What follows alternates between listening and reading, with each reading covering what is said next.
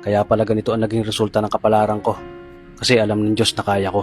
Sa edad kong to, napagod na akong magmadali. Kaya lahat ng ginagawa ko ngayon, ini-enjoy ko na lang. Siguro sa dami na rin ng aking pinagdaanan, napagtanto ko na ang buhay ay mas malawak at mas mahiwaga pa sa mga problemang dumarating sa buhay natin. Tumatanda na tayo, baka sa kakahabol natin sa masagana at maayos na buhay, ay hindi na natin nai-enjoy ang buhay. Baka nabubuhay na lang tayo dahil nape-pressure tayo sa sasabihin ng ibang tao. Marami na rin akong mga naging maling desisyon sa buhay, pero lahat yun nagsilbing aral sa akin at natuto ako sa mga pagkakamali ko. May mga taong sobra nating mamahalin at bibigyan ng halaga, pero ibabalik lang sa atin ay kabiguan at matinding trauma.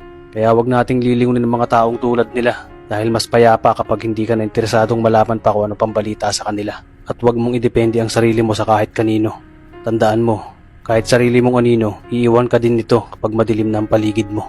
Kailangan natin matutunan na huwag ikumpara ang sarili natin sa iba dahil hindi natin laban ang laban nila. Karera mo to, di nila karera. Dahil ang buhay ay hindi naman nasusukat sa kung sino ang mayaman, kundi kung sino ang payapa.